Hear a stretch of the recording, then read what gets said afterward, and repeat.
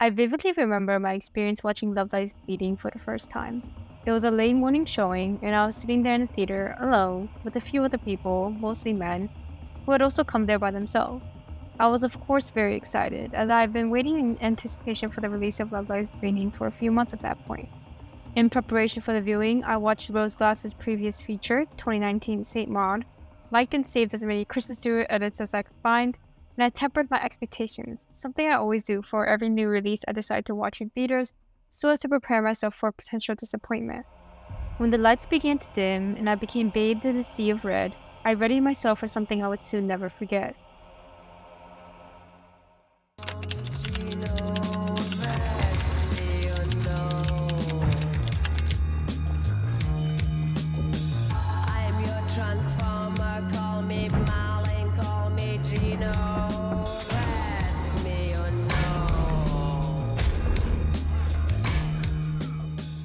There were a number of times I was surprised while watching Love Lies Bleeding, and yes, when I'm talking about the actual twists and turns of the film's plot, I'm also talking about aspects beyond just the plot.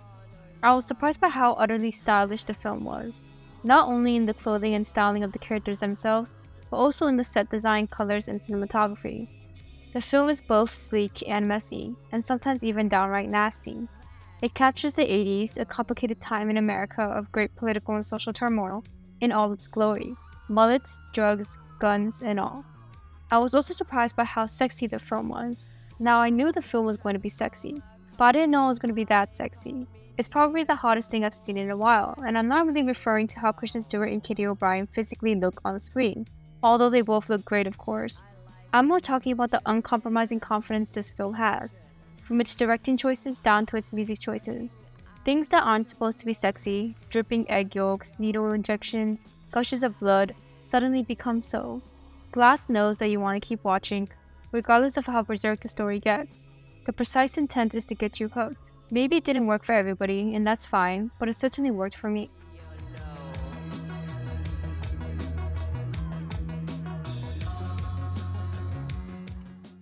I'm gonna give you a little assignment right now. If you identify as a woman or were born female, think back to when you were younger, a little girl new to the world, thrust unknowingly into a patriarchal society, guided by certain principles and rules. What do you remember learning, and what do you remember being told? Maybe you were told by your mom to never wear a skirt that sat above the knees or a low-cut shirt that revealed too much of your chest. Maybe you learned through simple observation that girls with longer hair are seen as more feminine and therefore seen as more of a woman, and consequently had more social capital.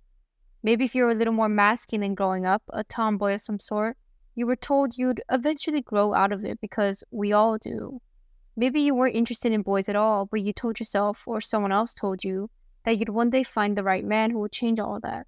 And maybe if you're a woman of color, this all gets even more complicated and cumbersome. Now imagine if you threw all that out of the window. Imagine if it wasn't ingrained in you since birth that girls should be one way and boys should be another, and that if you were anything in between, then you urgently needed fixing. How do you think you'd be? What do you think you'd think? Would you even be the same person you are today?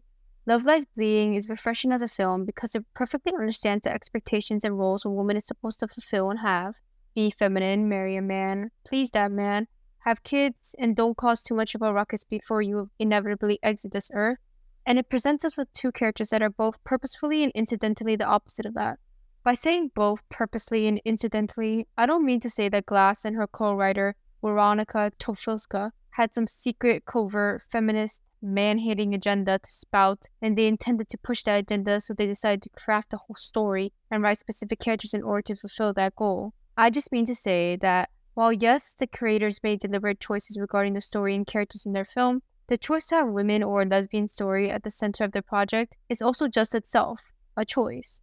But of course, when something is outside the confines of normative culture, even creating something with a queer story at the center of it is markedly political, although not intrinsically so. In a male-dominated world, someplace in the Southwest, Lou and Jackie don't sit still and keep pretty like other women in the film, such as Lou's sister Beth. They pose a direct challenge to the men in their lives and therefore their patriarchy at large. Their mere existences pose a threat to the established status quo, both through their same-sex attractions, because what could two women possibly be doing in a room without a man present? They could be plotting a man's murder as we speak. And their physical embodiments, Lou's more masculine presentation and Jackie's very evident physical prowess. One of the first lines Jackie says is, Anyone can feel strong hiding behind a piece of metal. I prefer to know my own strength. a subtle dig at the men around her that feel powerful by waving their big guns or touting their steroid-filled biceps at any problem that comes their way. The film is unashamed of what it is: muscled women, lesbianism, bisexuality, toxic relationships, and most importantly, morally corrupt, unpleasant women. All of these are on full display. In an era in which it can take a film's whole runtime for the girl to finally get the girl, or for a major studio-backed film to have that same-sex on-screen kiss they kept boasting about during promotions, only for it to play in the background in a blink and you'll miss it kind of way, Love Lies Bleeding is a welcomed change of pace. Not that the former is bad, I enjoy a good slow burn just as much as anybody else. Love Lies Bleeding does not shy away from its queerness. In fact, it revels in it. There are multiple sex scenes and multiple queer women interwoven into the story, and bad queer women at that.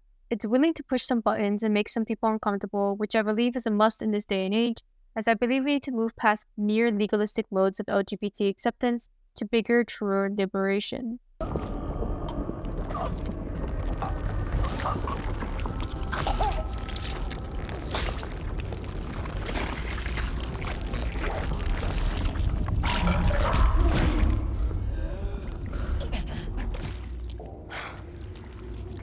Maybe I told you to lay low. Based on the way I've been talking about Love Lies Bleeding, you'd think I'd believe it to be a perfect movie. While I do think it is a pretty great movie, I don't think it's without any flaws. Narratively, the film has lost some of its shine, some of its oomph, on multiple rewatches. While it's certainly cool and entertaining and has some things to say about women, queer women, their bodies, addiction, and more, that can only take the film so far.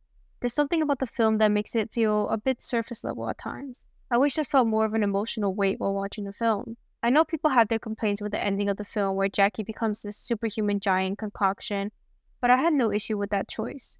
My complaints lie more in everything that led up to that point. It's kind of hard to explain what I mean, but I'll try. One of my favorite things about movies is when everything works. When all the separate gizmos and gadgets that don't look like they should go together somehow fit together to create something truly great.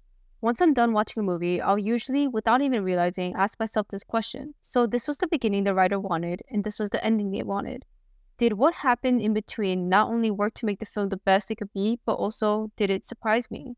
For Kajillionaire, one of my favorite movies of all time, there was a beginning and there was an end. And every little thing that happened in between only proved to me that I had been right in that one moment, in choosing to love the movie and marking it as one of my favorites.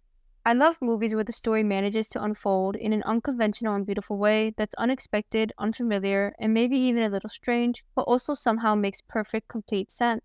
Now, I realize that all of this is perception-based and subjective, so feel free to take it with a grain of salt. But I didn't entirely feel that feeling while watching and rewatching Love Lies Bleeding. Regardless of what I personally believe to be the film's flaws, Love Lies Bleeding remains a major step in a direction that I'm excited for. In the year 1968, the whole of American cinema would soon change, and on a smaller scale, queer cinema would also change. In B. Ruby Rich's novel, New Queer Cinema, The Director's Cut, Rich talks about the first gay and lesbian film festivals that began to pop up in the 1970s.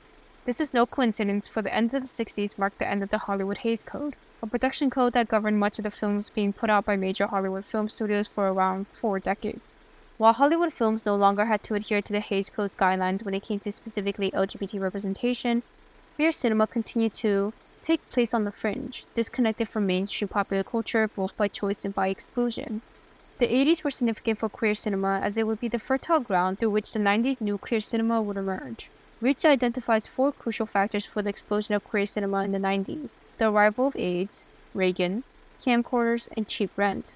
The camcorder in particular allowed for a truly bottom-up process of filmmaking, something that wasn't available before.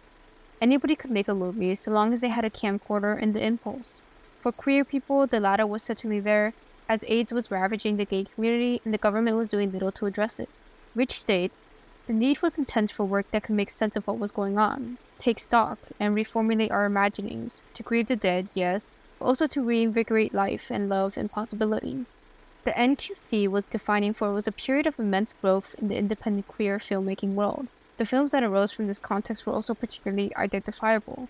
In all of them, there are traces of appropriation, pastiche, and irony, as well as a reworking of history with social constructionism very much in mind. definitively breaking with older humanist approaches in the films and tapes that accompany identity politics. These works are irreverent, energetic, alternately minimalist, and excessive. Above all, they're full of pleasure. They're here, they're queer, get hip to them. This era in time would see the release of new films that would soon become remembered for decades. But what happened after the NQC? Maybe it's just me, but have you ever felt like the queer films of the late 2000s and the 2010s were particularly bad and uninspired? Not all of them, of course, but it's hard for me to think of many in that era of time that I personally see as good. Did the queering become too mainstream, too commodified, too corporatified? Did the so-called bad queers get swapped out for the good ones, for the appropriate digestible renderings of queer people and queer life that straight audiences can also blissfully enjoy? This video is not going to dive into that because that's not the intent, but I'll just conclude by saying that it's hard to watch Love Lies Bleeding and to not get reminded of films from the NQC like Bound, Living End, Thelma and Louise, and more. Love Lies Bleeding's genre-pushing, daring, and seductive vision feels like both a distinctly contemporary installment and a callback to the NQC movement of the 90s, where more queer people than ever before had an avenue through which their stories could be captured and told. I think there's still a lot of work to do before anyone should be content with the state of queer representation on screen. I'm not sure if contentment should be a goal in the first place, for contentment wouldn't lead to progress. But it's not even halfway through the decade yet, so who knows what's going to surprise me next. If Love Lies Bleeding is any sign for the future, I'll be patiently and excitedly waiting.